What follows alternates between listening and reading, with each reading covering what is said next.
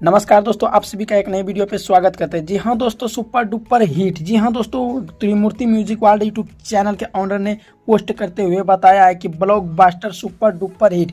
जी हाँ दोस्तों, एक गाना रिलीज किया जाता है वेलकम मूवी का, एगो चुम्मा उधार दा। उसके बाद दूसरा गाने का रहता है अचरे से बांधल दिल बांधले रहे दा और वेलकम मूवी। मतलब तीनों मूवी का मिला करके 150 मिलियन से भी अधिक व्यूज़ पूरा हो जाते हैं। जी हाँ दोस्तों, आप लोग को बता देना चाहेंगे त्रिमूर्ति म्यूजिक वर्ल्ड।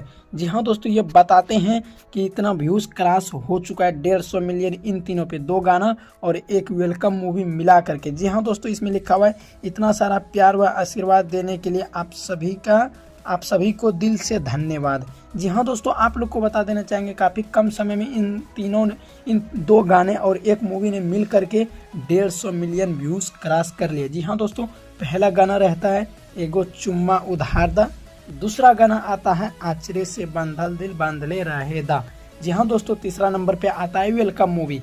जी हाँ दोस्तों, आप लोग को बता देना चाहेंगे ब्लॉकबस्टर सुपर डुपर हिट साबित होता है UP, Bihar, Jharkhand, pan all India में। यानी कि आप लोग को ये न्यूज़ कैसा लगा? अच्छा लगा तो वीडियो को शेयर कीजिएगा।